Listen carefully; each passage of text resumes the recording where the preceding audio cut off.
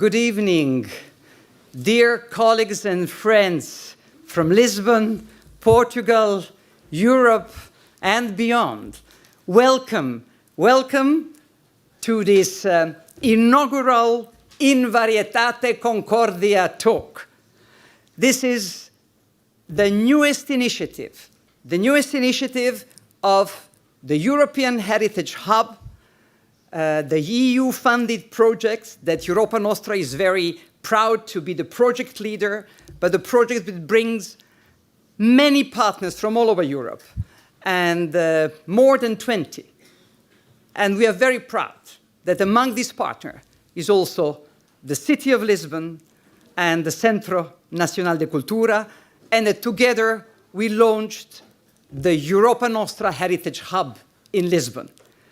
And this launch of this initiative, In Varietate Concordia, is the result of this extraordinary partnership and friendship between Europa Nostra and Lisbon and Europa Nostra and Portugal. Thank you all for joining us, you who came in person here to the Gulbenkian Foundation, and thank you all who are watching us live all over Europe, and I believe also outside of Europe. In Varietate Concordia, what an important motto, the motto of the European Union, and it means unity in diversity. And in musical terms, variations on a theme. And this is precisely the topic that we have given to this very first talk happening now here in Lisbon. And I will soon introduce the extraordinary European and Iberic artists and musicians who will be participating in this conversation. But before that, I have, as you know, always when you start with something, you start thanks to the confidence and support of important partners.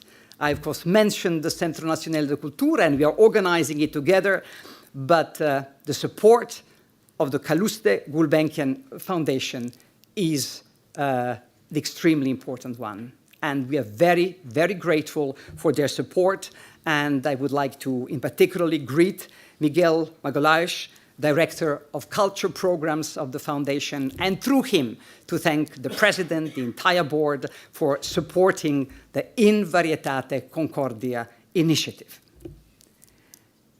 And what is it all about? It is all about bringing together the influential voices of artists, intellectuals, influencers, to come together in a conversation, in a reflection, and a mobilization in defense of European fundamental values, the shared cultural values of Europe, and in defense and the promotion of Europe of culture. Before I invite the speakers on stage, I would like first to give the floor to our partner in crime, the president of the Centro Nacional de Cultura, Maria Calado. Dear Maria, the floor is yours.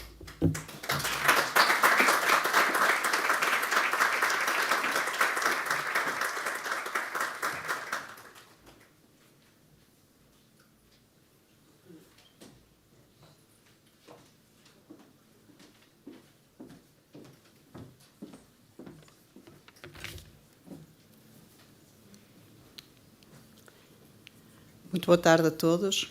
Começo por cumprimentar o Dr. Miguel Magalhães, da Fundação Calouste Gulbenkian, que é anfitriã desta cerimónia e parceira do projeto em que estamos envolvidos.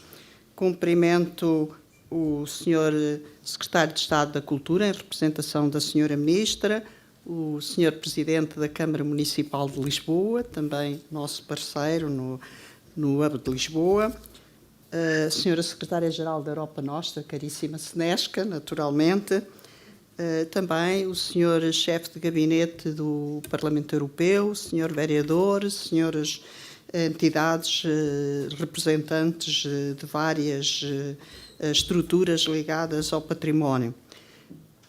Para nós, Centro Nacional de Cultura, é uma honra poder estar aqui hoje nesta parceria com a Europa Nostra, que representamos oficialmente em Portugal com muita responsabilidade e com muito orgulho, tentando que a sociedade civil tenha uma voz cada vez mais ativa neste projeto de construção europeia que é sempre permanente e sempre motivador, com todas as suas circunstâncias que nós vamos conhecendo. Mas, naturalmente, queria cumprimentar também os três membros deste painel, que são importantes para nós neste debate de variações sobre um tema, sobre a Europa, não é? E as variações sobre um tema, o tema é a música hoje, portanto, que muito nos honra. Dois deles são premiados do Centro Nacional de Cultura, do Prémio Europeu Helena Vaz da Silva, Jordi Savall, Jorge Chaminé, Kátia Guerreiro, a nossa querida associada e a representante portuguesa neste painel, lamentando que a Maria João Pires não possa estar presente porque está com gripe e a situação não evoluiu de modo a poder estar aqui a participar. Mas ela própria já colaborou neste projeto. É também uma honra para nós estarmos aqui na presença do Sr. Presidente da Câmara, ou ter connosco o Sr. Presidente da Câmara Municipal de Lisboa, que na origem deste projeto se tornou parceira na criação do Hub Europeu do Património em Lisboa. Portanto, um projeto que desenvolvemos com a Europa Nostra e que acabou por traduzir-se também na criação de um foco em Lisboa e agora estamos a começar a parte mais estimulante deste projeto que, de facto, queremos que transforme a cidade num polo, num farol de exemplo da importância que o património cultural, a cultura em geral e a especificidade do património cultural tem nos diversos aspectos de desenvolvimento das nossas comunidades e com uma visão transversal da ligação entre a cultura e as áreas essenciais, nomeadamente os aspectos ligados à digitalização, ao clima, à sustentabilidade. Portanto, a cultura tem a sua especificidade, mas tem também essa importância grande de ser transversal e de tocar todas as áreas da nossa atividade humana. Portanto, aqui para nós é importante destacar estes aspectos e referir que continuamos empenhados com um grande empenho em todos estes projetos que aqui vamos desenvolvendo e, sobretudo, nesta reflexão temática agora do In Varietate Concordia, não é? Na diversidade está a concórdia também, e a diversidade é importante. Temos já a publicação de um podcast da própria Maria João Pires, ficará depois disponível também esta sessão e haverá também mais participação, nomeadamente com a colaboração de vários artigos temáticos. A este seguirão outros, mas eu vou deixar essa informação para a Secretária-Geral da Europa Nostra, para a nossa querida Sneška, que é, de facto, a alma e a força da Europa Nostra e que nós procuramos repercutir e colaborar aqui de Lisboa, distantes do centro da Europa, mas sentimos-nos muito presentes e muito participantes e muito responsáveis. Muito obrigada a todos. O mais importante é agora o que se vai seguir. Obrigada.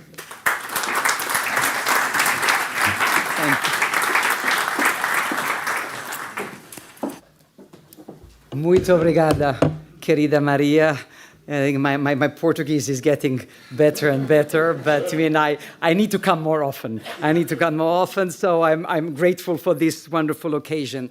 As I said, the relationship between Europa Nostra and Portugal is an extremely strong one, and not only at the level of the civil society, but also at the level of the authorities, until the highest authorities, but also that's why we are delighted that we have with us the Secretary of State for Culture in Portugal, Mr. Alberto Santos, demonstrating what an importance the government of Portugal is also attaching to this initiative in Varietate Concordia. Thank you for being with us, and the floor is yours.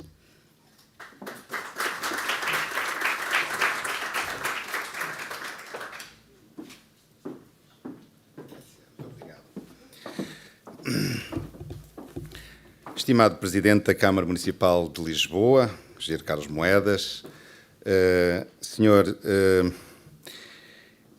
Diretora desta casa que hoje aqui nos acolhe, do Centro Nacional de Cultura, doutora Maria Calado, mas também o senhor representante da administração desta casa da Fundação Calouste Gulbenkian Miguel Magalhães,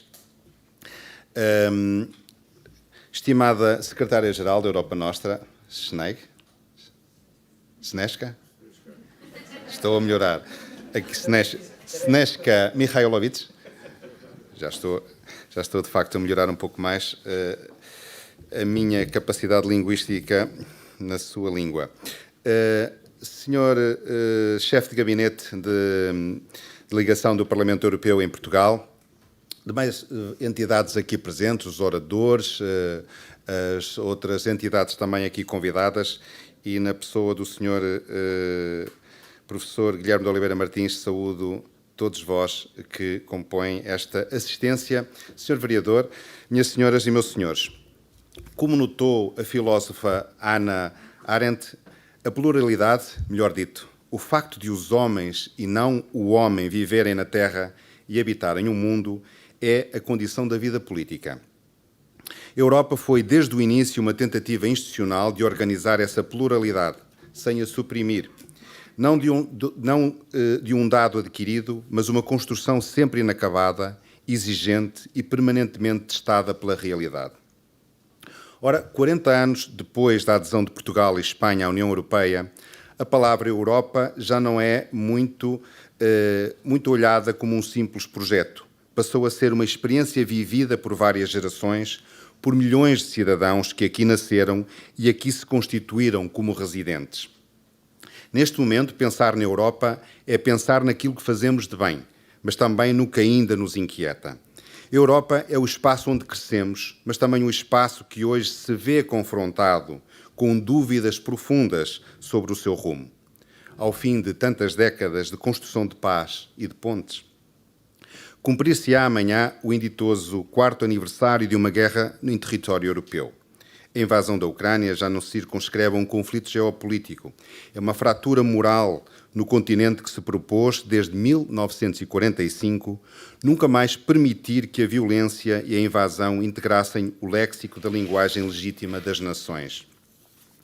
Ao mesmo tempo, assistimos à erosão de consensos que pareciam consolidados, confiança nas instituições, respeito pelo Estado de Direito, capacidade de diálogo político, surgimento de novas autocracias, novas formas de manipulação do espaço público, modelos de governação iliberal, populismos e degradação das relações pactuadas para a defesa dos valores do mundo ocidental, entre os quais a liberdade e a democracia. E é neste contexto que escolhemos falar de património musical comum como o ensaio de civilidade. Um território onde a Europa se reconhece e onde também se construiu, com valores culturais fortemente alicerçados na sua tradição artística e musical, e onde nasceram composições universais que foram escola, que foram linguagem e, em momentos decisivos, até a voz da liberdade, como é o caso do nosso país. Porém, a música europeia não brotou do nada. Foi forjada ao longo da história, através de cruzamentos, de migrações, de tensões criativas. Circulou dos tratados antes das fronteiras administrativas, antes mesmo das ideias modernas de nação. Foi aprendida por ouvido, copiada à mão, transportada em malas, adaptada aos novos contextos. O que hoje chamamos de tradição é quase sempre o resultado desses encontros inesperados. E por isso creio haver aqui uma lição política a tirar. A Europa é um bloco em movimento e é igualmente uma construção exigente que se mantém em equilíbrio precisamente porque aceita a diferença como condição de existência. Pelo que o lema que inspira esta iniciativa, In Varietate Concordia, não surge como uma mera parangona proclamatória. É uma tarefa permanente. Concordar na variedade é mais difícil do que parecer igual. Implica negociação, implica escuta, implica compromisso. E é precisamente por isso que esta iniciativa foi desenhada como espaço público de pensamento, diálogos presenciais, podcasts e colunas de opinião para ligar cultura, património e valores democráticos à conversa europeia do nosso tempo. No momento em que o ruído público se manifesta ou se intensifica e a simplificação ganha terreno, a cultura tem a responsabilidade de não empobrecer o mundo. E a música, em particular, ensina-nos algo que a política por vezes esquece, que a escuta precede a resposta, que o silêncio também é parte da construção comum, que há tempos diferentes dentro do mesmo compasso. E é por isso que este debate hoje nos importa tanto. Importa desde logo porque artistas como Jordi Savall, Maria João Pires, Jorge Chaminé e Kátia Guerreiro nos trazem a sua experiência de décadas. A Maria João, infelizmente, não poderá estar presente, mas traria também, com certeza, essa experiência de décadas a pensar o nosso território comum através da prática artística. Importa muito também que o façam aqui em Lisboa, que cidade onde o Atlântico é muito mais do que uma fronteira física.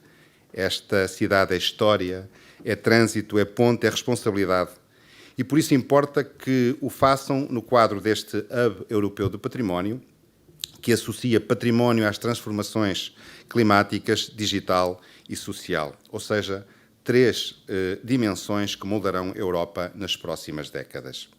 E vale a pena relembrar, em 2 palavras, que este hub corresponde a uma plataforma europeia de partilha de conhecimento, rede, capacitação, representação estratégica do património cultural junto das instituições europeias e um esforço deliberado para aproximar cidadãos e, em particular, as novas gerações de profissionais do património. Lisboa, aliás, não aparece, como disse aqui por acaso. O Hub Europa Nostra de Património Cultural em Lisboa foi formalmente estabelecido há cerca de 2 anos, numa parceria da Europa Nostra e do Centro Nacional de Cultura e do nosso querido município de Lisboa. E o património cultural deixou há muito de ser apenas conservação de objetos. É a gestão de memória num futuro acelerado, num mundo acelerado. É responsabilidade ambiental na proteção de territórios históricos. É também mediação digital para as novas gerações que vivem entre o físico e o virtual.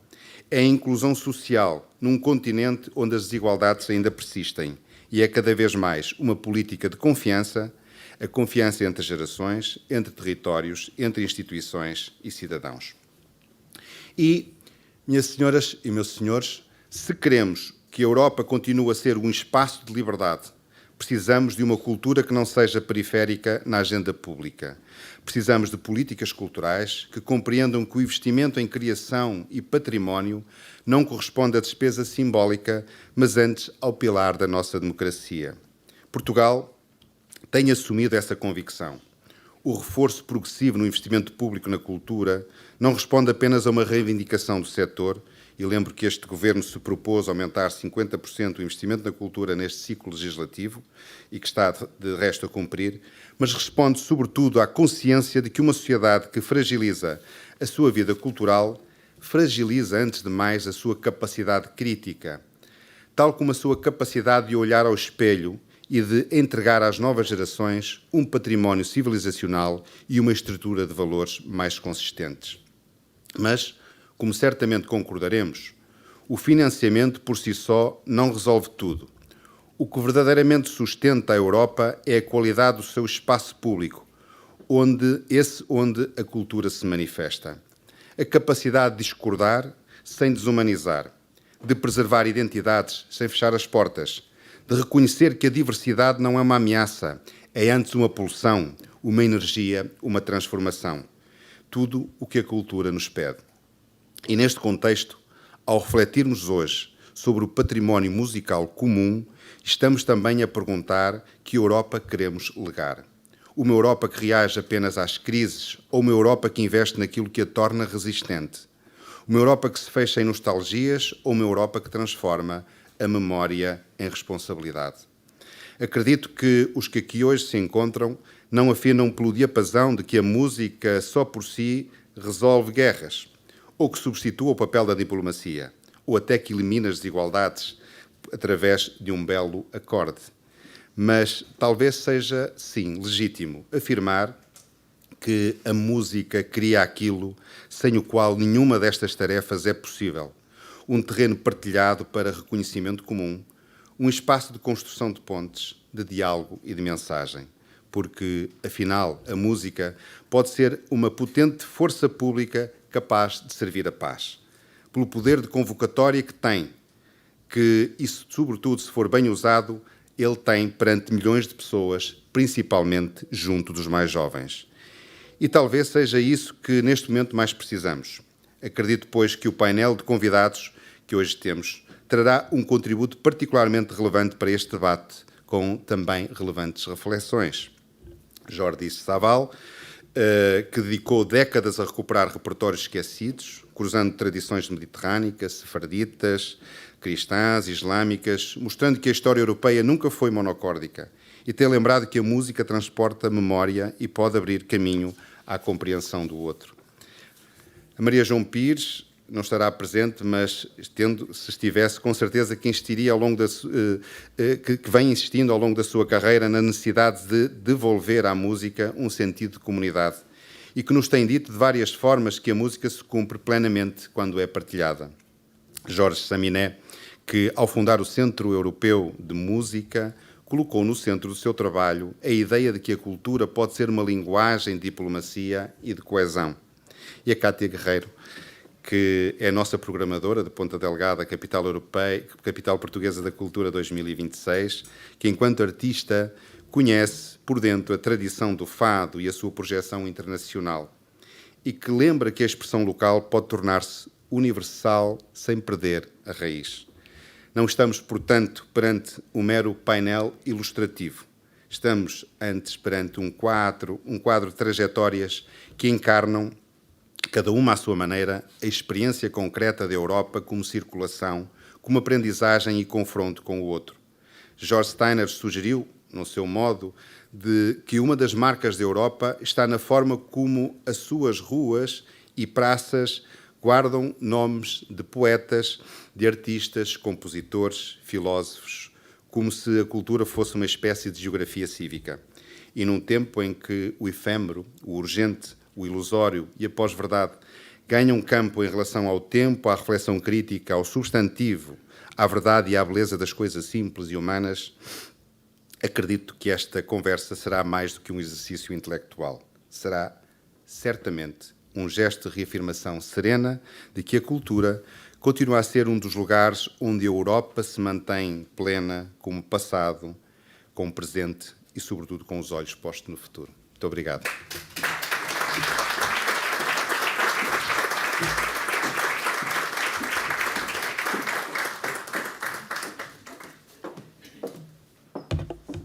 Mr. Secretary of State, thank you so much. Your presence tonight and your contribution to this conversation just confirms that this is not just an intellectual conversation. It is a political exercise. It is a mobilization. It is a mobilization of the world of culture. And we very much count on Portugal to sort of spread these European vibes and European conviction and work closely with all other countries in Europe in order to lift up the positioning of culture, arts and heritage in Europe today, because it's still too much on a periphery. It should be much more central. So we will count on Portugal. But just, I know you all want to hear our speakers, but the love story between Europa Nostra and Lisbon. This is the love story that started particularly in 2012, where we had our very first big pan-European gathering in this extraordinary European city, and we organize it together. I want to greet my very dear friend Guilherme de Oliveira Martins, who at the time was president of Centro Nacional de Cultura. We did it, Guilherme. And there we are now in 2026. You are a proud council member of Europa Nostra, so you are continuing to carry the flag of Portugal in Europa Nostra. But as you understand this love story, we all want to come back as much as we can. So we try to convince the mayor that it's high time that we consider a new summit of Europa Nostra in Lisbon. But what is important, Mr. Mayor, dear Carlos, you are with us also, and your presence also is encouragement. So the floor is yours.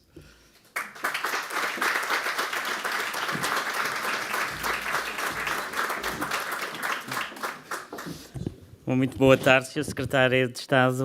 Muito obrigado pelas suas palavras. Ao meu querido amigo Guilherme de Oliveira Martins, à minha querida amiga Secretária-Geral da Europa Nostra, Sneška Quaedvlieg-Mihailović, à Sra. Presidente Maria Calado, aqui ao representante do Parlamento Europeu, meu querido amigo Alfredo Jesus. I just want to start with a couple of words in English for Sneška, and then I have a translation of what I'm going to say to you. I'm going to give it to you. But I wanted to tell you, Sneška, that you are so inspiring, and I've learned so much from you when I was a commissioner, and it was thanks to you and your fight that in Horizon Europe, our research program, we were able to double the investment in culture. That I think we owe you a lot. Europe owes you a lot. And I wanted to tell you face to face that I'm deeply, deeply thankful for everything you helped me and everything you taught me when I was a young commissioner. I was too young to be a commissioner, and you were there always for me. So thank you so much. Thank you so much. Thank you so much. Bom, é uma honra estar aqui convosco, aqui na Fundação Calouste Gulbenkian, que é a minha casa, e portanto sinto-me em casa, aqui com o Centro Nacional de Cultura, com a Maria Calado e com a Sneška, porque é sempre um gosto estar convosco pelo trabalho que fazem pela cultura, pelo trabalho que fazem pelo património, pela forma como recuperam as nossas raízes. A Europa Nostra e o Centro Nacional de Cultura dedicam a sua vida a isto, a um trabalho que é cada vez mais importante, porque precisamos de recuperar um sentido de vida comum, um sentido de identidade comum, um sentido de história comum. E esse sentido está, em grande medida, nesta frase que fez a Europa, esta união na diversidade, este In Varietate Concordia. Foi realmente oportuno que se lembrassem deste tema, porque é uma frase que nos diz exatamente aquilo que sempre fomos, aquilo que sempre foi a civilização europeia, a diversidade. Foi na Grécia Antiga, onde coexistiam diferentes regimes políticos. Atenas era uma democracia, uma sociedade mais ou menos comercial. Esparta era uma aristocracia, uma sociedade guerreira, mas ambas viviam sob uma mesma identidade cultural, a Helade. Foi também no mundo romano, quando o Império se estendeu por partes da Europa, onde viviam povos tão diferentes, onde esses povos tão diferentes conseguiram ter e ser incorporados no sistema do direito romano, conseguiram tornar-se cidadãos romanos. Foi também em toda a história da Igreja, onde sempre houve uma tensão entre unidade e diversidade, fosse nos cismas ou nos grandes debates teológicos e nos concílios, e claro, na Reforma Protestante. Isto foi sempre a Europa. Esta foi sempre a dinâmica da civilização europeia, e se há algo que distingue a civilização europeia é a forma como sempre acomodamos a diversidade.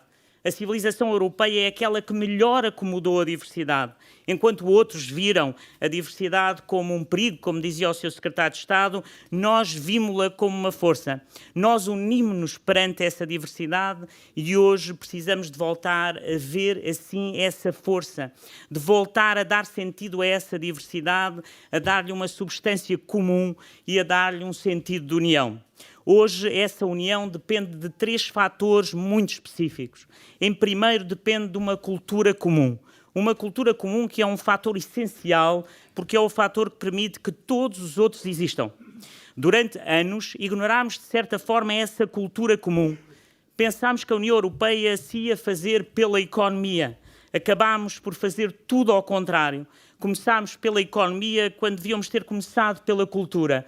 Aquela frase célebre que Jean Monnet nunca disse, mas poderia ter dito, que deveríamos começar pela cultura, era isso. E é isso que nós estamos a fazer aqui, porque é isso que é tão importante para a Europa Nostra, através da valorização do nosso património. O que faz o maestro, meu querido amigo Jorge Chaminé, através da música, através desse Centro Europeu da Música, onde a música clássica se chama apenas música europeia. Lembro-me do maestro Jorge Chaminé me contar que Beethoven, quando conhecia alguém de outro país, pedia sempre a essa pessoa para lhe enviar uma música desse país, uma música típica, e perdia nesse tempo, esse tempo para se inspirar de toda essa diversidade. É exatamente isso que é a Europa, a sua cultura, mas também aquilo que a Kátia nos traz, que é a sua alma, esse cantar do coração, que é a nossa alma e que muitas vezes não conseguimos defini-la, conseguimos senti-la, mas não conseguimos defini-la. É essas pontes que o nosso querido amigo Jordi Savall faz, essas pontes de humanidade através da música, porque investir na cultura é investir nessa nossa alma, e é isso que tem que ser feito na Europa. Precisamos tanto disso, dessa mistura das culturas, entre a cultura sefardita, muçulmana, católica, cristã, tudo isso é a importância do que fazemos aqui. Vemos esse segundo fator, que é a prosperidade económica, essa prosperidade fundamental e decisiva para o nosso futuro, porque sem essa prosperidade, meus amigos, não podemos manter o nosso estilo de vida, o nosso modelo europeu, o nosso Estado social, que é a base de tudo isto que fazemos. E a verdade é que hoje, quando olhamos para a economia, vemos que a Europa está a ficar para trás. Nas 50 empresas tecnológicas do mundo, as maiores do mundo, apenas 4 são europeias, é muito pouco. E daí a necessidade de apostar na inovação. Mas fazê-lo com o sentido da inovação com a cultura. Porque se nós não tivermos uma cultura forte, não temos uma inovação forte. Porque a inovação é apenas a capacidade de transformar através de um instrumento aquilo que temos, mas a alma da inovação é a cultura. Se antes tivermos cultura, que também é o chão dessa nossa economia, e não o contrário, não uma cultura que sirva à economia, mas uma economia que parta da cultura. E, finalmente, a vontade política, que é tão difícil nesta Europa. Esse terceiro fator que nos une é também esse fator que depende da cultura, porque é através da cultura que nós podemos encontrar e tornar a ver e a interpretar o mundo, essas formas de agir nesse mundo.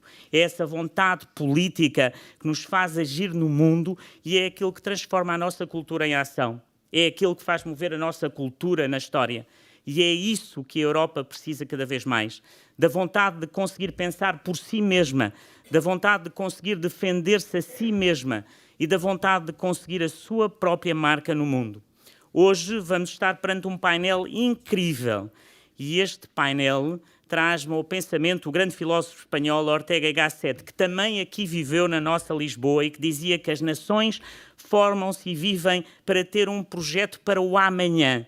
E isso também se aplica à Europa, tal como Ortega sabia. Aliás, ele próprio dizia que esse projeto para amanhã teria de ser a Europa, que as nações europeias, se queriam sobreviver, tinham de tornar o seu projeto de construir a Europa. Senhores e senhoras, esse projeto começa na cultura, não começa, como tantos diziam, na economia, porque a Europa não pode ser apenas uma associação de consumidores. A Europa tem que ser uma união de cidadãos com essa cultura comum, uma união dessa cultura comum que cria um futuro em conjunto. A Europa começa nessa cultura, a nossa cultura de comum, só depois pode passar para a economia, só depois pode passar para a política. E é exatamente esse o sentido daquilo que nos traz aqui hoje, de colocar a cultura no centro da vida europeia e aqui também para anunciar de antemão que sim, Sneška, em 2028, vamos fazer aqui em Lisboa. Obrigado por isso e obrigado a todos.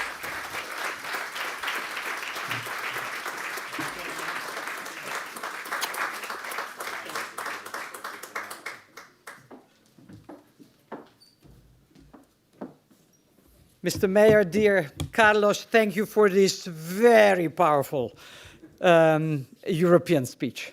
We need more of this, and I think it was we hope that many more mayors in Europe will speak in this way, and not only speak, but act in this way. And I think this is a wonderful, wonderful introduction. Thank you all the introductory speakers, because you have set the tone. You have set indeed that cultural and political tone. We are here to give the central stage to art and heritage.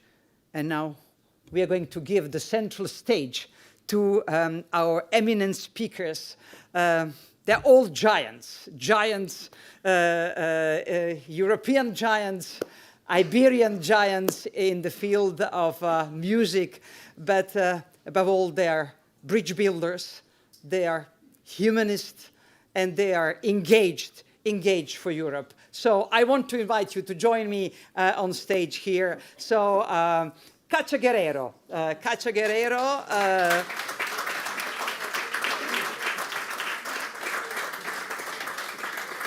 Dear Kátia, join us here. So this is your chair. Welcome. Welcome. I'm here. Jorge Chaminé, Maestro Jorge Chaminé. Portuguese, Spanish. Welcome, my dear. There. And to end, Maestro Jordi Savall, the living legend who is with us tonight. Jordi, welcome. I think many of you might have been here last night where Jordi was performing with his wonderful musicians, and that was also the message, I think, Jordi, you gave us. Oriente, Occidente, the dialogue of souls. I think it's going to be a lot about the dialogue of souls this evening with these extraordinary personalities, and it is my immense honor and joy to be to animate this. It's a conversation.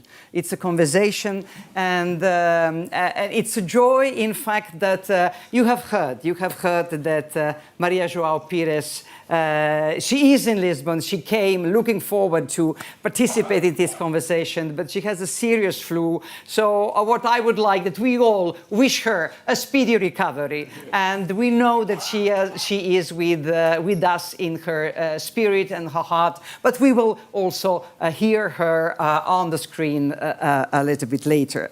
But so, the connection, there is also one personality that is connecting all of you, and that's the personality of Helena Vaz da Silva. And three of the four panelists are the laureates of the Helena Vaz da Silva European Awards for promoting cultural heritage. Jordi, Jorge, Maria João Pires, who got it last year.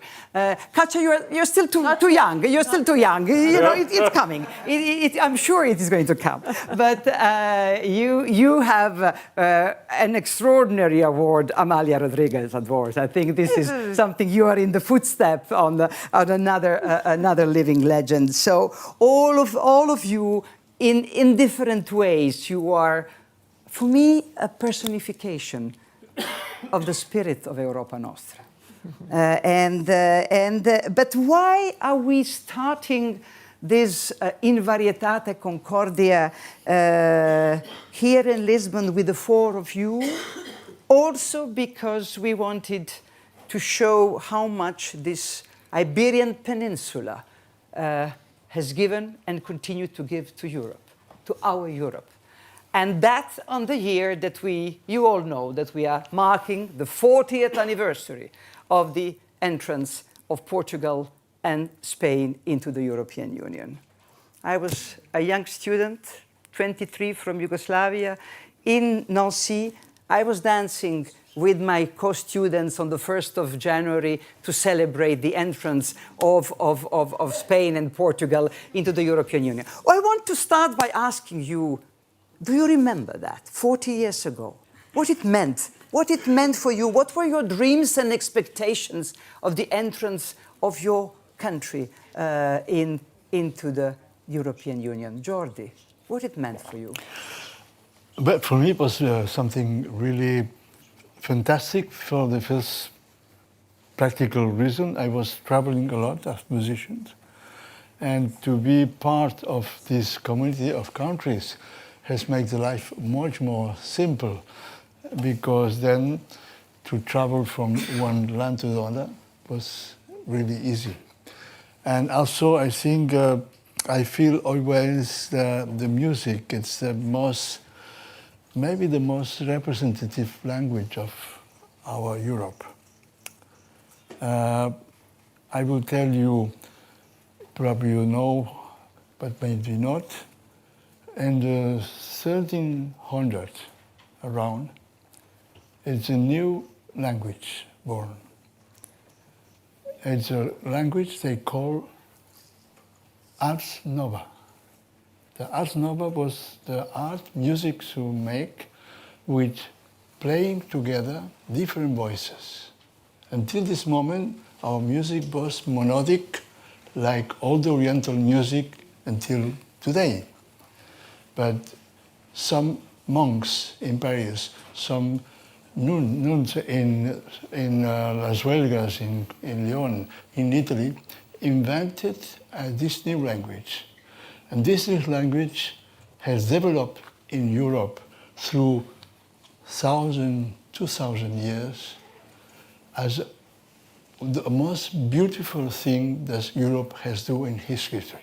Because from this language we have the great composers, the great music, the most beautiful, inspiring, spiritual compositions, starting from the anonymous people from the time, but then we have composers like Dufay, like Josquin, like Palestrina, Monteverdi, Vivaldi. I said only the more well-known. Bach, Handel, Mozart, Haydn, Schubert, Beethoven, Schumann, Bruckner, Mahler, etc., etc. And this is our language. It's the language that all Europeans understand. And also, we make from this a universal language. And saying this, I will give now a negative point. We forgot this. This language is today forgotten because the music exists only when a singer sings and a musician plays. Who has listened one time music from a composer like Josquin, or like a great Portuguese composer from the Baroque time? They had a lot of good composers. Very little. The majority of the music that we have created, it's forgotten. I remember that when we discovered the Greek civilization that you talk, who has a big influence in our culture, was no music, because there was no musicians alive. And then what happens? It's no renaissance of music. No renaissance of music, because nobody was invented the music inspired in the ancient traditions. We continue to compose and thinking every composer is better, and we forgot the old one. And this around until 1829, we forgot all the music before. In 1829, for the first time, a young director directed the St. Matthew Passion by Bach. And then the Berliner audience discovered a masterpiece, but an old masterpiece, 100 years old. But they discovered in the style of Mendelssohn, and this continued during 150 years. We listened some of the more important, sorry, I finish. The important works of German composers, mostly Bach, Handel, and then some Italian, until 150 years in the style of our time. And we had to wait until the 70s, who young musicians like me and many others, we start to investigate what has played the musicians in the time of Bach, what has played, what was the music in this time, how this music is sound.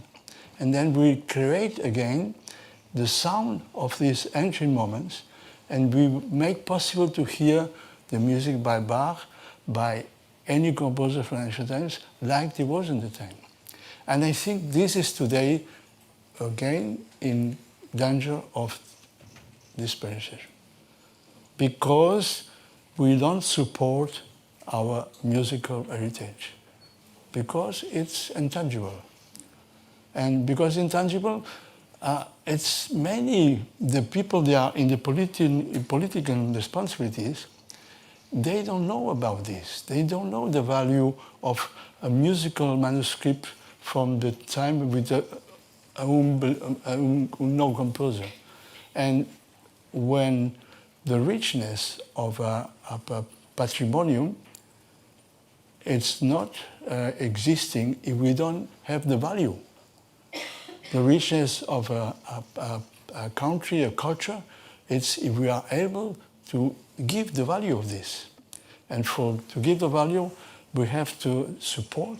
And this is, I think I would like to insist, because what happens in Greece, traditions can be in the next generation also, because the many young people, they have spent his life to practice how was the music in Bach time or in the Renaissance or the medieval time. They have no future, because this music is not supported in the same way that supported the music, the symphonic music, the opera music. They have the 99% of the economical resources. This is my alarm call. Thank you. Yeah. So indeed, you in fact, your answer first is also an answer to the quote and the thought of Jean Monnet that Carlos Moedas in his speech he referred, that Jean Monnet said, we should have started by culture. But we started by culture. What you demonstrated, the real founding fathers and mothers of Europe are the artists, musicians, composers, etc. So for centuries it has been the foundation. But at the same time, you are ringing the alarm bell that we can't take it for granted, that it requires investment. It requires, everybody says how wonderful it is, but it requires investment. Jorge, is that what you share, that the worries? I mean, at the same time, the statement, the opening statement that this is the foundation of Europe. But you meant about the entrance of Spain and Portugal in the European Union. What it meant to you? I was quite young, I must say, young musician, but it was for me something that was deep in my conscience. Iberian Peninsula was always European, because we were a kind of laboratory for hundreds and hundreds of years of coexistence between Celt people, Iberian people from Phoenicia. We did Celtíberos, les Celtibères. It's the first time that two people of different cultures are going to marry somehow in this territory. Unfortunately, the narrative, the historic narrative of the dictatorship, either in Spain or in Portugal, the narrative was completely different. We are a kind of people, we don't know, the Lusitanos. Lusitania, it was a province of the Roman Empire. But nevertheless, what is very important is the fact that the Peninsula Ibérica, a Peninsula Ibérica, Espanha, Portugal, as Fernando Pessoa said, it was the head of Europe. Europe was built in this kind of laboratory that was the history of our Iberian Peninsula. And of course, music was fundamental. And unfortunately, here in Portugal, we have a lack of knowledge of what the Portuguese music influenced somehow the European music. Because what is interesting is that when you go to the United States or to Japan or to Oceania, Australia, when you have a program with Bach, Ravel, Scarlatti, whatever, it's European music. So the cultural identity of Europe is music. In Greece, Plato, Heraclito, the great philosophers, Aristoteles, the great philosophers always spoke about music as the core of a society. And that's why I think that that day, for me, it was like an evidence that Spain and Portugal must be in Europe. And So you brought, of course, you brought the head back to Europe, yeah, I said. they had no head. And unfortunately, the lack of this sentence that dear Carlos just said, the importance of the culture as the core of the European construction. And we are not there yet. Yeah. And that is the paradox. That is the paradox. While this is the foundation, we are not yet there to recognize 70 years later that that is the most And I important mean, binding aspect. Music and the Secretary of State, but I think he's not anymore there. The Secretary of State told something very important. Music is the art of listening. Listening the silence, listening the tension, because... I'm going to stop you now. Listening, this is an extremely important topic, but we are going to come back to this issue of listening. No, but very speaking about what beautifully said by Jordi, even before the Ars Nova, the use of music, the songs that traveled, the yesterday concert was absolutely fantastic because it's variations on a theme. variations. The music coming from the roads of the different Absolutely, absolutely. and the music was... I'm going to say something that is not very good in Portugal because there is a lot of dilemma. The gypsies. The importance of the gypsy music in the European music. Yeah. And that's the example. The travelers to the eternal that are going to influence the music of the countries like Hungary, like Romania, like Spain, like Portugal. George, the gypsies are the musicians that coming from Egypt. Absolutely. And from the Orient, it's coming to Europe, the first musical. Absolutely, absolutely. And the diaspora of the gypsies is very interesting because you have Orientalux. Los Gitanos from Egypt, Los Flamencos that arrived with Charles V from the Balkan and Russia and Eastern Europe. So suddenly, this is life. Music is life. Music is circulation. Music is a variation on a theme all the time. And unfinished. Never finished. But just a little remark. For this, we need singers and musicians. Yeah, of course. Because without singers and musicians, music not exist. Absolutely. We have museums. You can see in El Prado, in the big museums, all the paintings from the medieval age to our time. If the museums are treated like we treat the music, you will only see the paintings from Goya, from this and today. Nothing from before. Nothing. And this is the situation with the music. Sorry. After this ode to music as the foundation of our Europe. That I'm loving. I'm loving to have these wonderful inputs from these wonderful men that are an example of experience and knowledge and of passion in what they do. So it's a privilege for me. But I think that you as well, you were a little bit younger when Portugal. You were 10 years old when Portugal. So I don't know. Do you remember? I remember the day. I remember to watch on TV. I was living in the Azores Islands. Watching TV, trying to know what happens.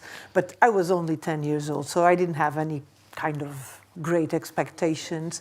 But when did you get the virus, if I can say so? I was always a little bit, curious. I was a very curious child. So when Portugal enters in the European Union, I start to ask, what is this of Europe? Because I was Portuguese living in the middle of the ocean, in an island. The outer western territory of the European Union. The most ultra-peripheric territory of Europe. So living in an island in the middle of the ocean, it gives a totally different perspective of everything, because we are really far away. And even today, we are far away from Europe. Although we have much more flights coming to the islands, it's still very difficult to be so far away from the center of thought, the center of decision, the center of economy. And we depend on everything. I don't live there permanently. Now I'm living, going and coming almost every day. But anyway... And you flew this morning? I flew this morning to be here today. And we still feel that we are a bit a part of Europe. There is no sense of being European in the middle of the island, in the middle of the ocean. So watching Portugal entry the European Union was something that was not for us. We are in the middle of the ocean, we are forgotten most of the times. So the investment on people that live in the islands is really rare. And what we see about culture in the middle of the ocean is that people try to live with the culture they produce. They don't count on what comes from the outside. So the culture that is produced in the middle of the ocean is so rich. It has a different harmony in everything they do, they produce. There is a different harmony. The traditional music, the folklore of the islands, has nothing to do with the energy of the folklore that is produced in the mainland. We were talking about that this evening, like in 2 a.m. in the morning. We were discussing. I was with some members of a choir. We had the Requiem of Mozart yesterday being performed yesterday in a beautiful church. It was absolutely amazing. And if I tell you that most of the people that are members or part of this choir, they don't know how to read music. And they were singing the Requiem of Mozart. Yes. So again, music is a bridge. It's a bridge in the community, in the society. I had yesterday next to me a gentleman that is a milk producer. Today, at 6 a.m., he was dealing with his cows in the middle of the fields. But yesterday, he was wearing a tuxedo and singing Requiem of Mozart. And I asked him, how do you manage? He started in the folklore, singing in the folklore of the Azores. And he said, you know, in that beautiful accent he has, he said, when I'm reading, these are some points up, points down, and then there are some pauses. And it's simple. I memorized. I memorized them. And you know, they sounded like a very professional choir. I was so impressed and so proud to watch that. And most of those members, they don't know how to read music. But that's a wonderful story. You said, you know, it's nothing to do with it, but still, is it not a variation? That is a variation. This is a part of Europe. I must say, this is a part of of Europe. Variation. Yeah. It's a love. It's a love variation. The best way to learn music is to listen and memorize. Exactly. Yeah. That's what And we are in the core of what is lacking in our societies. Yes, yes. It's listening. Yeah, and the passion. yeah. And the Also. passion. Yeah, yeah. It's not only about studying or investigating. It's enjoying together. having pleasure. Enjoying together. Listening to each other, being part of the same soul. That's the And is it democracy. something that Europe is lacking precisely? That- the joy, that the joy of being together, exactly. singing, making music, making culture, because it is the heart. Exactly. And that, the Azores are a group of 9 islands. And each island is a different, it's a different place on Earth. They have a different accent, they eat different things, they speak different words to say the same thing. And they have different music in each island and different traditions to do the same things. So I can say that the Azores Islands are a bit of a concentration of what happens in Europe. This diversity. If someone wants to know how Europe works, you just have to go and spend like 10 days and visit each of the islands of the Azores, and you will understand Europe. But this is an extremely important point, because you also said, yeah, there is somewhere center. We are the periphery. But I think, you know, perhaps we have the whole relationship, what is center and what is periphery. We have to change our thinking. Exactly. What if Azores was center and Brussels was the periphery?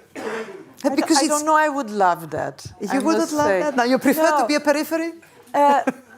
Well, not seen as periphery, but as a place that is very well preserved, and it maintains and it cherishes its values, its cultural values. And that's something that we are doing. We are trying to help, because we are watching the folklore groups or the philharmonic, I was going to say, bands. That it's a place that is very rich in philharmonic bands. It's the only way in many places to learn music. Absolutely. Mm-hmm. It's the way when you are not in the center of the cities. That's the only way to reach an instrument and to learn. And I was listening to someone saying 1 week ago that 75% of the people only in Ponta Delgada, which is the main city in the Azores, in fact, they know how to play an instrument. And it comes from these philharmonic bands. So we are watching slowly. They are disappearing, because there is an attraction nowadays with the more mediatic entertainment, not culture, but not making music yourself, but just going the easy way. And trying and, to give pleasure, easy pleasure for the listeners. Put your headphones. And Yes. But and with the capital of culture, the Portuguese capital of culture, that's something that we have in mind, that is to preserve. So we are developing a project, a huge project that is going to give artistic formation to these philharmonic bands, to the folklore groups, and to all the cultural associations that take care of artisanate. That's how you say. How do you say artisanato? Craft. Thank you. Thank you so much. So we are at the same time that we want to maintain these cultural values that are very much important. We want to attract young people to look at those values in a different way. So we are doing something that it's alike with what happened with fado. Fado was passing through a very difficult period because it was for old people, and there was only old people singing. We were losing that passion for going out to listen to fados and spending a wonderful night drinking a good wine, or even if it's not good, it's good anyway, because you are listening to a very important music that is so characteristic, identitary. But then there is a new generation coming up. When Amália died, the world then got afraid, well, the fado is going to die. Fado is going to die, so we need to find a new Amália.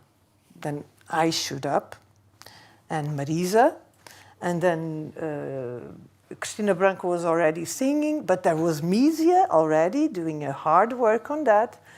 And suddenly there was a first generation after the death, the passing of Amália, that comes with glamour, that comes with a different way of showing to the public what fado is.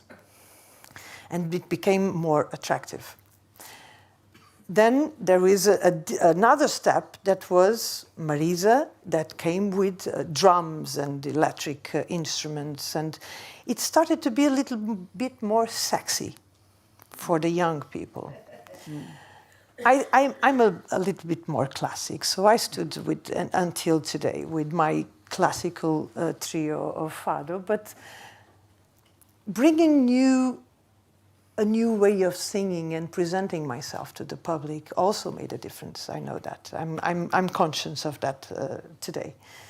But after this, there is a new generation that comes only wanting to play fado with drums and electric instruments. It's okay. There is a place for everyone. After these 25 years, there is a new generation that only wants traditional fado. Original. Goes back to... It came back. So that's exactly what I'm trying to do with these cultural values in this list. I'm going to turn them a little bit more sexy, so they will be preserved. And they will be cherished by new generations. So we won't watch again the philharmonic bands closing doors because they don't have young people to give continuation. And we don't want to watch the folklore groups losing means to continue. Yesterday they were telling me it's like about 6 musicians and 36 dancers to perform for something that someone wants a folklore group, and they earn 150 euros per presentation. So we have to cherish this. We have to give it value, because it's not fair to treat cultural values like this. Like it has to be free. It doesn't have to be free. When someone pays a ticket, even if it's only for 5 euros, they know they are contributing for that concert, for that event. And we have to, again, it's a patronizing the speech, I know, but educate people to give value to culture. Culture that comes from a past, from centuries, away. And we have to give value to this and to cherish. So let's try, I'm trying to give a little bit of sexiness to these values, so we will preserve the heart of it, to keep it alive. Now, Kátia, you have touched about so many. I'm sorry. Yes, no, you are like not that. sorry. We are thankful because you brought so many issues in this conversation, but also about the fado. I mean, you started by saying that you were going to lose fado. Yes. And then fado became a world success story. It is now the heritage of humanity, intangible heritage of humanity. UNESCO recognized it, thanks to the. But if there were not performers who took that endangered musical heritage to give it a new life, it would have been lost. And that is coming back to the alarm bell that Jordi is saying, that it does not save itself by itself. And that it requires investment, and it requires valuing, as you said, valuing music and investment again. Yeah. But you know, it's not only... No, Please. please. Go. No, The two Jordis will have the first Jordi and the whole musical industry is favorizing the most popular songs and productions, and this is occupying the 99% of the television, radio's emissions. This is a disaster. I mean, when the radio started, thousands of cultural heritage on the world disappeared, because people, they was in a small village singing his songs from centuries. They listen American song, beautiful, and then start to sing the songs. And now this is a global disaster, because what happens with the fado, it's you have to be very proud, and you have a big chance, because all the principal traditional cultures are disappeared in Europe. There's no one living traditions in culture. We know every culture has his songs, his music, something patrimonial, something explained in the history. But who sings popular songs now in Barcelona? Nobody. Nobody. These popular songs, the last to sing was our grandmothers. Because now everybody sings the last popular song, from Rosalia, from the last. And this is an invasion in the television. To take the radio and say, now we talk about culture. And then come the deep, this is culture. Sorry. Never they put a beautiful song, a fado, or beautiful old song, or a beautiful Mozart piece, or what happens we are doing. No, this is absolute impossible, because this is not popular. And what the feel from any radio on any is to have the most possible high level of audience. And what they do all the things, they happy million of people. And this, we are destroying the civilization. But the most difficult thing is all this, if we don't have in our schools singing and making music, never we will recover this. We will recover this. How many Mozarts are not developing because they have never had the chance to study music? And this is the message because we are collecting messages to the decision makers that we will send. This one of the concrete suggestions: music back to school. I must say that I'm not. Well, we are trying to do our best with the Portuguese culture in the Azores. You are doing fantastic. And the theme of the Portuguese culture in the Azores, in Ponta Delgada, is Lugar do Amanhã. The place of tomorrow, the place of hope. So one of our main It's interesting that tomorrow and hope is the same. O amanhã, it's like a poetic image of the sun rising tomorrow with hope, with light, And it brings some different vision, more positive vision. So that's what we are looking for, a place of a new tomorrow. For In a sense, Europe is searching for that as well. Exactly. What one of our main concerns is, of course, this is a big event, and we have to make a good program with good and noisy names, or at least attractive names in the programs. But yes, we have to promote that because, for instance, we don't have Teatro Nacional São Carlos coming to the Azores in more than 20 years. So we are promoting the Teatro Nacional São Carlos to go to the Azores Islands after these many years of absence. So But they again, don't have importance of such a scheme. accessibility to a good opera with good professionals. They have small things, of course, it's good, but it's not enough. They deserve it. It has to be there. Yeah. But we are promoting that, but there are two fields to reach our goal. And for us, the more important is a more invisible work that we are doing, working with schools. So we are giving cultural events to children. We had Teatro Nacional Dona Maria, our national theatre, with a theatre show for infants from 3 years old, and each 900 children of Ponta Delgada watched that show, and it reached people that are not able to watch this. And they are going back now in March to do once again this show, another show to these children.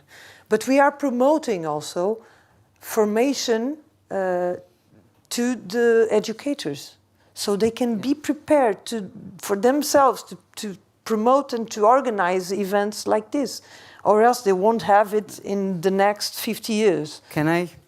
Sure. Interrupt you here, not interrupt you, just because I would like the education. We are this theme of education. We is have coming. to go there. I would like Jorge, because he wanted. I think he's burning of wish to always react, because I know this children education listening. What is your I must say that I was very touched about what Kátia said about Azores, like an image of Europe in the middle of the ocean.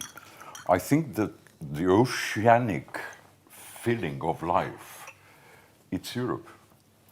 And Portugal and Spain somehow have this capacity, by the story of their countries, to have a relationship with the memory of the Mediterranean and an horizon with the Atlántico, Pacífico, Índico, because we traveled. We are open-minded. Exactly. But what is important is this tissue, this tapestry of the real culture that is preserved against a lot of difficulties by these bandas filarmónicas, by these choirs of amateurs. I love the word amateur. That's why I said it's a love variation. And this is not very expensive. And our politicians don't give a penny, an euro, a cent, to implement music as a core education since the kindergarten until 99 years old. It's true. And this is very simple. Of course, we need to prepare teachers. But when you see, as I saw, in the middle of the war in the Middle East, how important it was to establish bridges between Palestinians and Israelis because they were able to listen to the other. Harmony is something that we have to construct. It's not something that is given to us. And the capacity of listening to the other, paying attention before responding.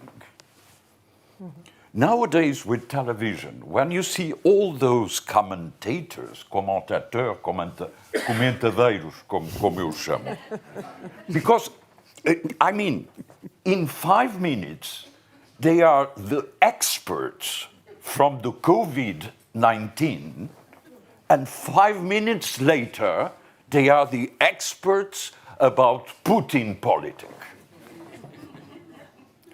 I mean, we are dealing with something very dangerous. And that's why education is so important. Is there the core? And with the Centre Europeu de Música, with the Centre Européen de Musique, for instance, we are dealing now with Ode to Joy, the 9th Symphony of Beethoven. It's our anthem. Suddenly, I was in Belgium with a class of 75% of foreigners, immigrants from Syria, from Ukraine, from Thailand, from Burma. They were there. And at the end, a young, black, wonderful little girl went to us and said, "But finally, I'm not Belgian. I'm an European." I mean, and at the same time, I'm sorry, and I'm sorry to say that probably for the important people of the European Union, these kind of things, we don't do that. Why? Why? And afterwards, it's too late, because the empire of the media, the empire of the law of the market, of economics, will destroy everything. And I think that music, it's the last refuge of human dignity. I agree, absolutely. But to have this relation, you need an ambience that everybody can grow up. You have to have an ambience which the competitivity is real and just. In the music, because we don't have, with the exception culturelle, the cultural exception, we don't have a European cultural politic. Absolutely. And this is what the problem is. The cultural exception makes that every country do what he likes with the culture. There's no control. And then I have the experience, I have an orchestra and a choir with 50% young musicians and 50% professional. And I play every year in the Salzburg Festival, in the Wiener House, and my concert is twice expensive as the Philharmonic from Berlin or the Philharmonic from Vienna, because I have to pay the musicians, I have to pay the travel, I have to pay the hotel, I have to pay the rehearsals. But when the Philharmonic from the comes to Salzburg, every musician is paid by month. They have not to pay an extra fee, and they have much better conditions. Then the competitions in the art, in the music, it's not the same as industry. You know, it's, in industry we have a subvention for 100% from Audi and nothing for Renault. This will be not possible. But in the culture, in the music, it's like this. And Ça s'appelle dans le droit de concurrence de l'Union européenne l'abus de position dominante. Voilà, et c'est ça, So exactement. that means that you have to sort of help Oui. that various types of players and musicians have the right of existence. Puisque, and simple, merci de parler français. Je profite de l'occasion. Sans une compétence loyale, il n'y a pas de progrès. Parce que ceux qui ont le pouvoir économique gagnent toujours. Donc, c'est que nous n'avons pas le pouvoir économique et nous avons la qualité, l'effort, nous sommes sans aucune chance. Parce qu'il y a toujours quelqu'un... I have received this year the Ernst von Siemens Prize. The Ernst von Siemens Prize was last year to a great conductor, Simon Rattle. And he says, ask somebody like him, what do we do with the 250 euros that you receive for this? I will buy Baroque violins for my orchestra in Munich, a modern orchestra. Well, what happens with the musicians that spend the whole life trying to learn to play Baroque music? That means these musicians from the Munich orchestra, we have a Baroque, now we play Baroque music. This is not a concurrence, this is a bout de confiance.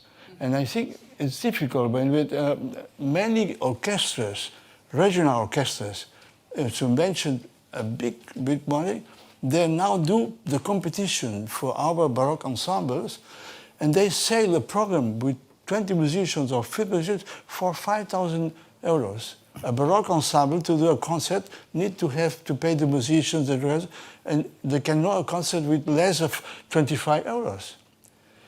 And like this, the real situation is that we are in a conflict from on ne peut pas compétir sans un marché juste et sans des lois de compétition justes. De nouveau, des messages très importants, mais puisqu'on parle français, c'est le moment de faire venir et d'entendre la voix de Maria João Pires. Can we just have the number one? It's about the listening, something, the theme that you have introduced, all of you introduced. And this is the excerpt from the podcast that I had the privilege to record with Maria João Pires in November, just on the eve of her receiving the Helena Vaz da Silva Award. Can we see this excerpt? Au fond, l'écoute et l'action, elles terminent par se mélanger. Parce que écouter, c'est aussi une action, c'est aussi quelque chose d'actif. J'écoute avec toutes mes capacités, même physiques. Donc, pas seulement la musique, j'écoute l'autre. Et écouter l'autre, c'est quelque chose d'essentiel dans notre vie depuis le début. On doit apprendre ça comme en étant enfant, à l'école. Il semble que le sens de l'ouïe est le premier sens de l'embryon. Oui. Que même avant de voir le monde, oui, l'embryon entend. Oui, certainement. Parce qu'on a les yeux fermés. Ouais. Exactement. Et donc, vous pensez que écoute, est-ce que dans le monde d'aujourd'hui, est-ce qu'on écoute suffisamment? Est-ce qu'on écoute suffisamment? Je ne pense pas qu'on écoute suffisamment. Et on écoute chaque fois moins dans notre monde compétitif, dans notre monde où ce qu'il faut connaître, c'est être préparé à la guerre, c'est être préparé à la compétition, c'est être préparé à l'ennemi. Et je ne pense pas qu'on prépare l'enfant à l'école pour accepter ses divergences et se connaître et se reconnaître. Je pense qu'on ne donne pas cette possibilité à l'enfant aujourd'hui. Et ça, c'est très dommage parce qu'on perd, surtout l'Europe, devrait savoir garder cette capacité de la communication passive. passif et actif. Mais actif. D'où l'importance de la musique. Oui.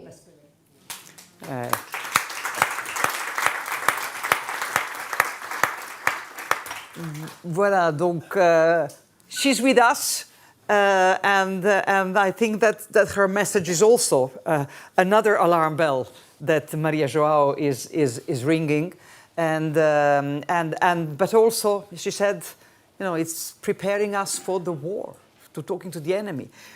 We need to talk also about war and peace. We are on the eve of another anniversary.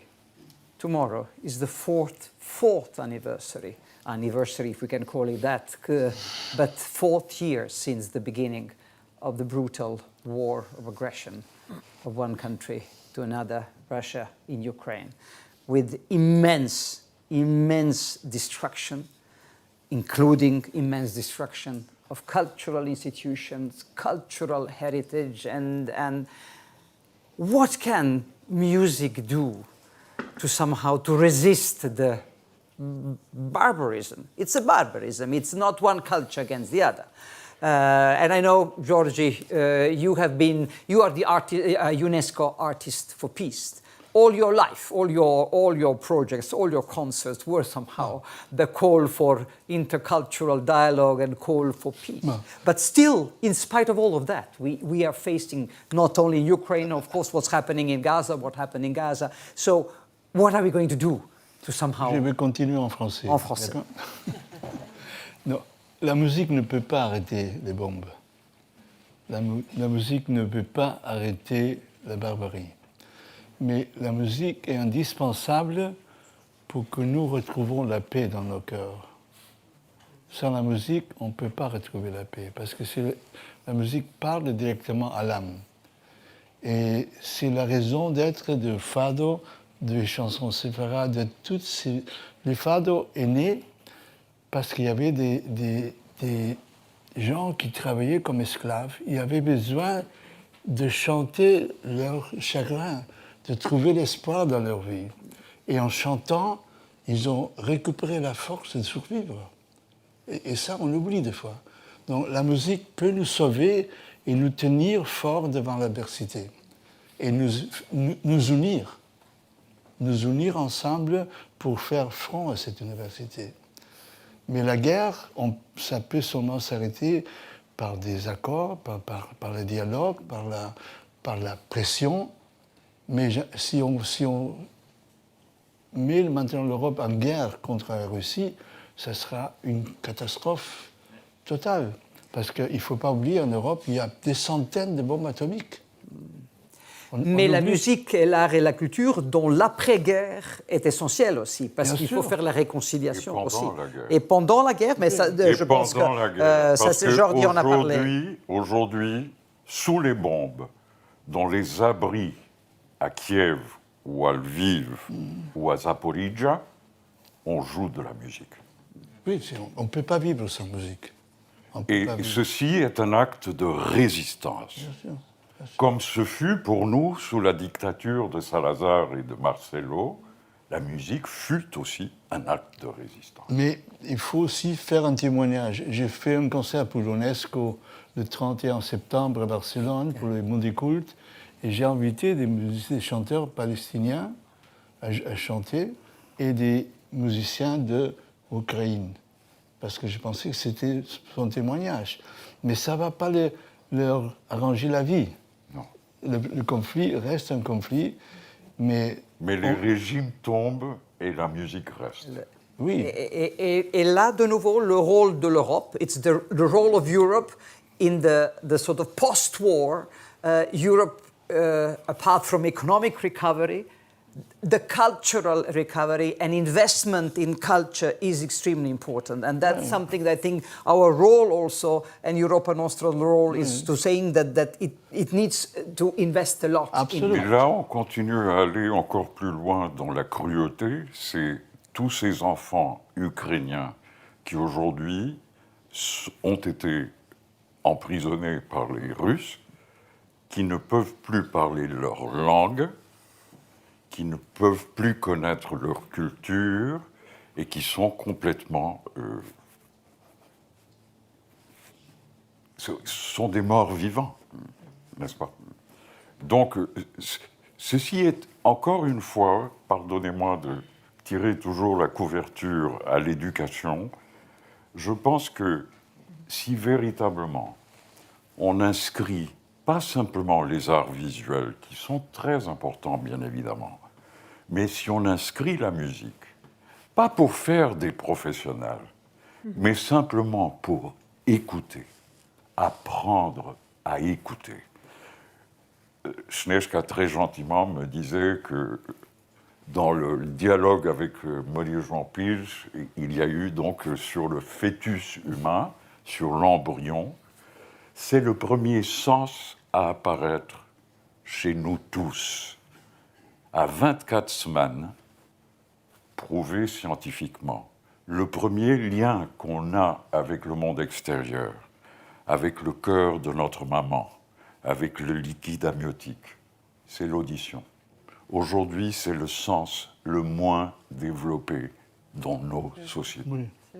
Aujourd'hui, on est dans une société d'image. Oui, mais Georges, je vais plus loin dans cet argument parce que la première chose que comprend un enfant, avant de comprendre la langue de sa mère, il comprend l'amour que transmet les parents grâce à la manière de chanter cette langue.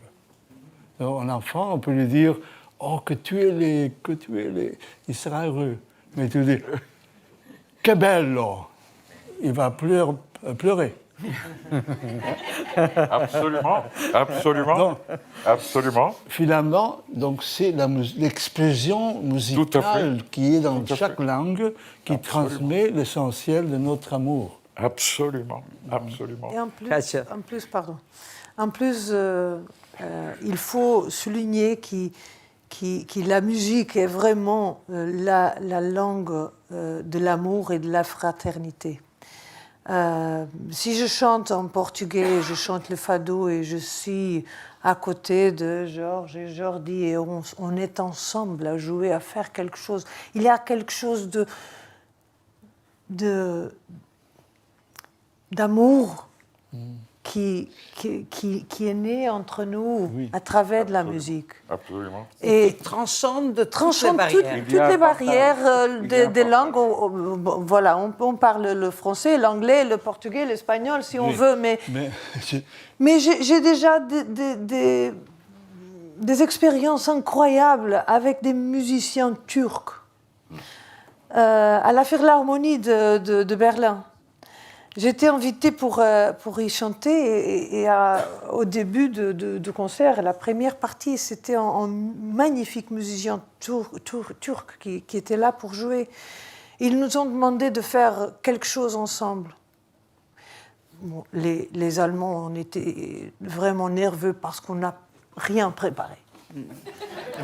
Rien préparé. Donc, au dernier moment, avant le spectacle, on était à préparer le stage et la sonorisation et comment on va se mettre sur scène. Et les Allemands et la musique qu'ils vont faire ensemble, arrête, tout va bien. Et j'ai demandé à mes musiciens, commence à jouer le fado mineur en ré mineur. J'ai commencé à chanter. Et après, le musicien turc, il vient avec son instrument, c'est son ensemble. Il commence à jouer avec nous et j'arrête de chanter. Il commence à chanter autre chose. Et je ne sais pas qu'est-ce qu'il a chanté. Mais c'était de l'amour. Variation. Et c'était vraiment... C'était de l'amour, sûrement. C'était un thème d'amour. Comme moi, j'ai chanté un thème d'amour. Mais on n'a pas besoin d'entendre les paroles. Il y a une énergie, un amour, une passion, je ne sais pas dire. Parce que la musique nous apprend ça. Oui, voilà. La musique nous apprend ça. Et c'est pour ça que je suis, et je l'ai dit au président Macron, que la devise française n'était pas bien écrite. C'est pas liberté, égalité, fraternité. C'est fraternité, égalité, liberté. Voilà. Voilà, très bien. Yeah. Oui, mais, And that's why we have the Ode to Joy as the anthem of the European Union. mais attention parce que l'Allemagne est un des pays les plus culturellement élevés dans la musique. Et on faisait faire la musique aux Juifs au champ de concentration. Et ça n'a pas servi beaucoup la musique. Donc, attention, parce que la musique n'est pas la solution, parce que si on ne vit pas spirituellement la musique et on la vit seulement comme un plaisir, elle peut être aussi source de malheur. Absolument. Donc je pense qu'il ne faut pas oublier la dimension spirituelle de la musique, Absolument. qui est vraiment celle qui nous enrichit et celle qui est nécessaire pour les enfants.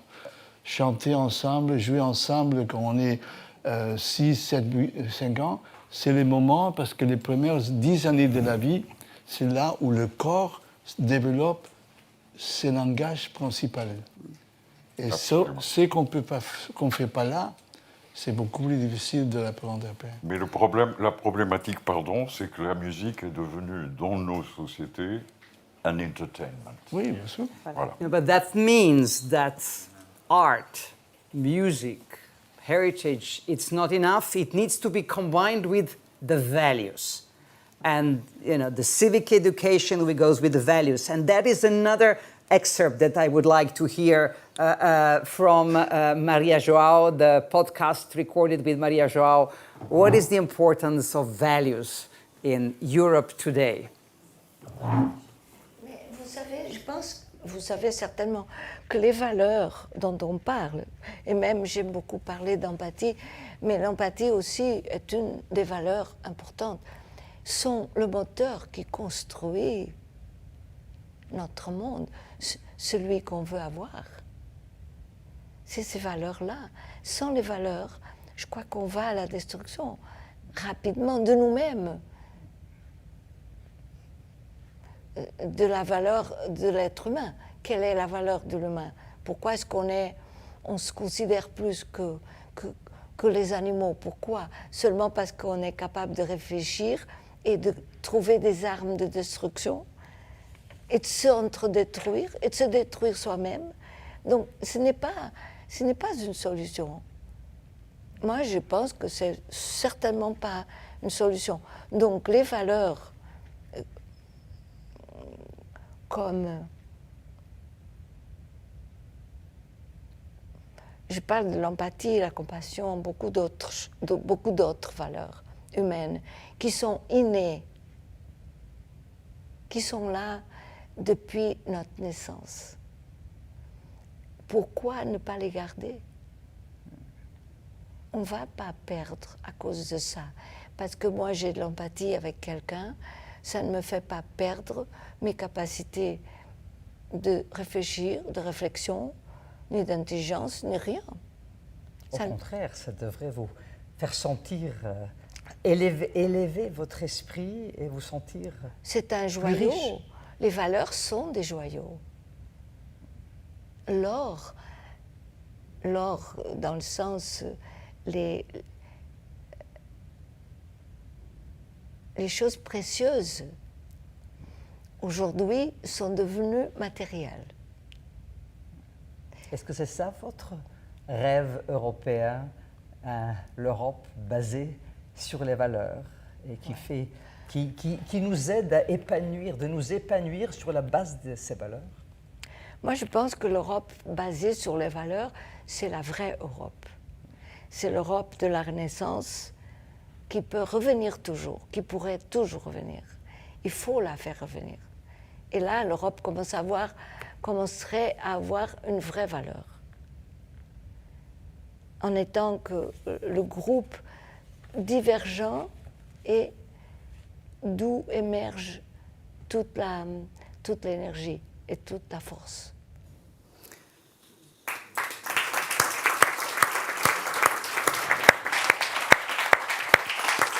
I think this is a beautiful ode to the Europe of values, and I would like that we end this, because we could go on for hours, but I would like you three to somehow reflect on this Europe of values. And your message, your core message, and today's to the leaders also of Europe and to citizens of Europe about this Europe of values. What can we do as the world of art and culture to promote the Europe of values? Kátia. I have to continue on this conviction that we will lose the values if we don't educate the children to have them. If we don't take care of the new generation to promote, to give value to culture, to understand that culture is one of the main needs of the human being to develop as a human being that can give to others, that has critic thoughts, that can think for themselves, that can choose and make decisions, and not just consume the entertainment that is in front of their eyes or coming through their heads because there is nothing else being offered. So you have to educate children with culture, to culture, for them to grow. That's my only hope. I only hope that we will recover the values in Europe if we educate children now, so we can in 20 years see the results of that. Because we are all adults and we are privileged people sitting here and discussing these kind of things. But there are many people that didn't have the same access that we had to culture, to books, to having these conversations. So they consume whatever it comes to their table. If we don't educate the children, especially the children that don't have the parents that had this disability that we have now, we are going to lose the values of Europe. So I have to continue on this belief that we can only have hope on the values of Europe if we educate children for and with culture. And not preparing only the teachers, but we have the artists to be there and to be inspiring to these children, to somehow those that don't have the same conditions, social conditions that we have, they can aspire to something different that they have at home. So it's only with and through education that we, and bringing artists to education, bringing them to be a good example for the children, to believe that it can happen to them as well. We will work with you on this proposal, and we will go and together convince the European Union decision makers that it's important, not only at European Union level, but from there to the local level. That's where I'm working right now. It's in the local level, but I really believe that is are very much connected. If every local work in their field, there is some change coming up. Thank you so much, Kátia. Jorge. Well, I think that Europe is like an unfinished symphony. And we must be able to create this symphony. For that, of course, education is very important. And our system of education in Europe is a system from the 19th century. It's a system of producer and consumer. And art cannot be there. Mm-hmm. The real education is the capacity of the children, because they have it, of creativity. Mm-hmm. We are now in a copy-paste society. And the creativity in our educational systems all over Europe. Probably Finland remains a kind of example, but don't forget that in Japan, music is obligatory, like poetry, for the children, like cleaning the school. Mm-hmm. This is an example. But again, the values of Europe today are not only being fought by exterior elements. And I think that we are all quite intelligent to know where they are. But at the same time, interior enemies. And the fact that the populism, the extremes, and especially nowadays the extreme right, are powerful, it's our responsibility. Because we didn't give in the European Union construction the place for culture and education. Only producing, consuming. So our responsibility, all of us, institutions, even cultural institutions, we cannot pursue always with the same parameters. Otherwise, it will be finished. As Maria João said, with this kind of poetry of her soul, we are giving destruction as our fatum, as our fado, as our destiny.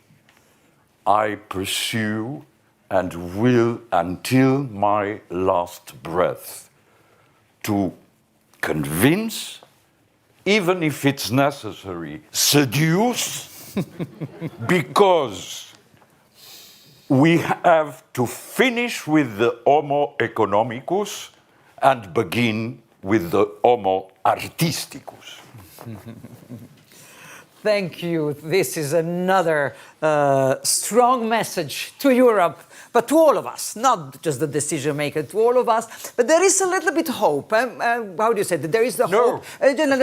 Why there is hope? Because in November, the European Commission and the European Commissioner, Glenn Mikalev, who is responsible for culture, presented the very important strategic document, which is called Cultural Compass for Europe. It shows that the ship, a European ship, is searching for a compass, and that culture is that compass, that ship in today's world of discordia. We need then that compass. So there is a sort of prise de conscience that culture is something which geopolitical is rising in importance. But music is not present, unfortunately. We will work together.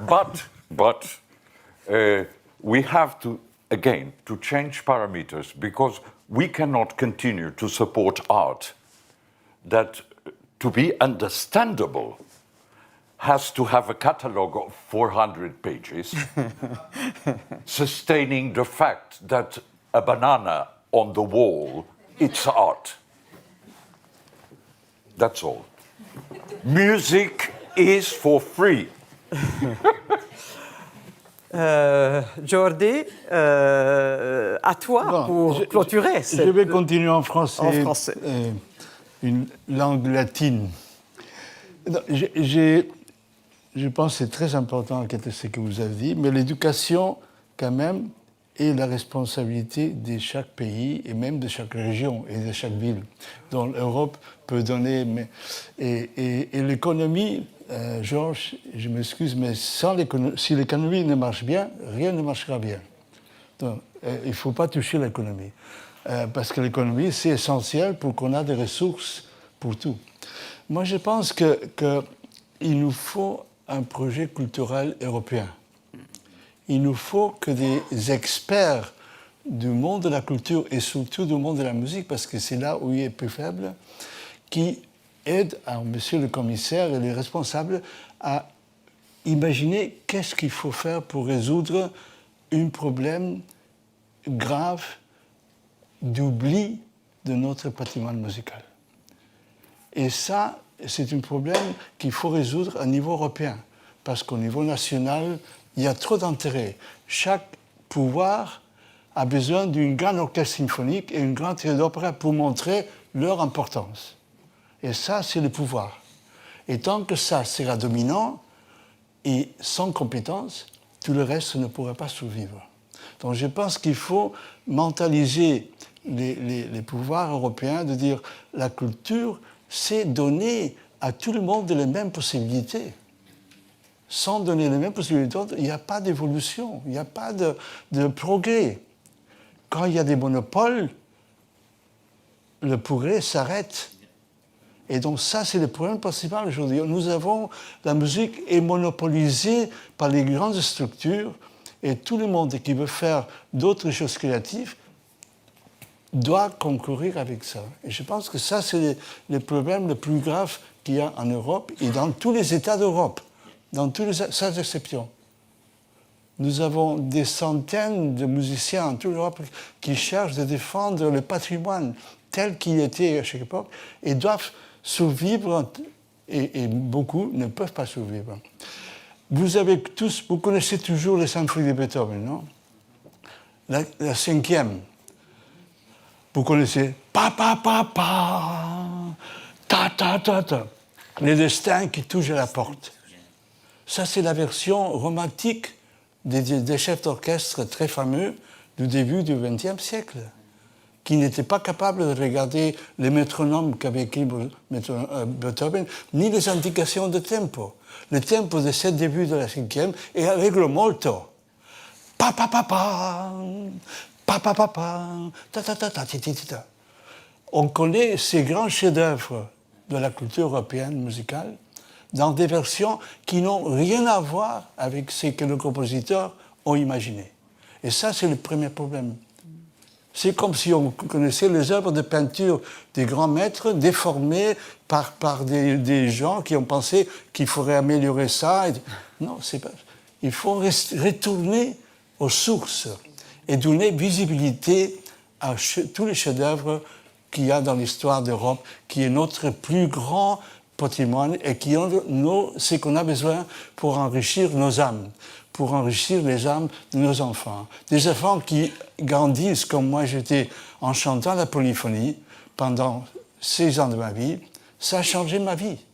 Parce que j'ai appris, comme vos chanteurs, j'ai appris à chanter par cœur. J'ai appris à faire la musique comme on apprend à parler. Après, quand on sait déjà parler, on apprend à écrire et à lire. Mais la musique, on l'apprend en écoutant.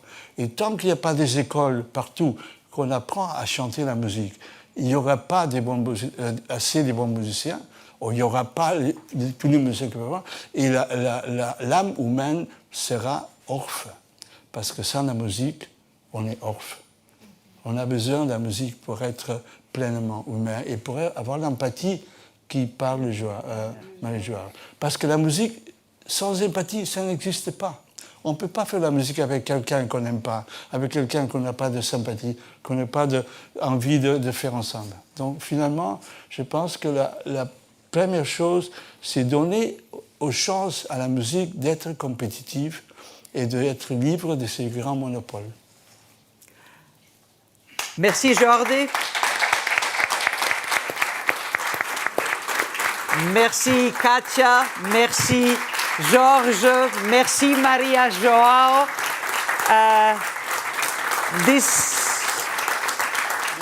This has been In Varietate Concordia, I would say, with all these voices. But special thanks. Wait, stay with us, because there is a special thank we have to give to Kátia. Why? Do you know that she has her birthday today, and she is celebrating her birthday with us. So I suggest that we all sing for Kátia. Kátia, happy birthday to you. Thank you so much. Happy birthday to you. Happy birthday to you. Happy birthday, dear Kátia. Happy birthday to you.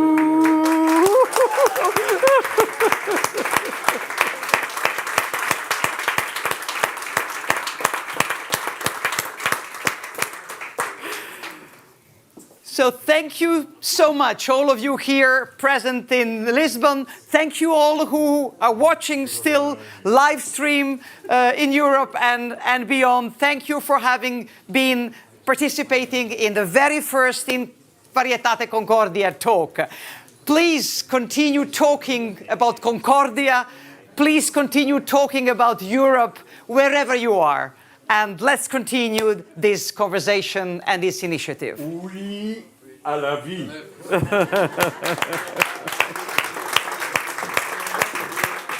you so much.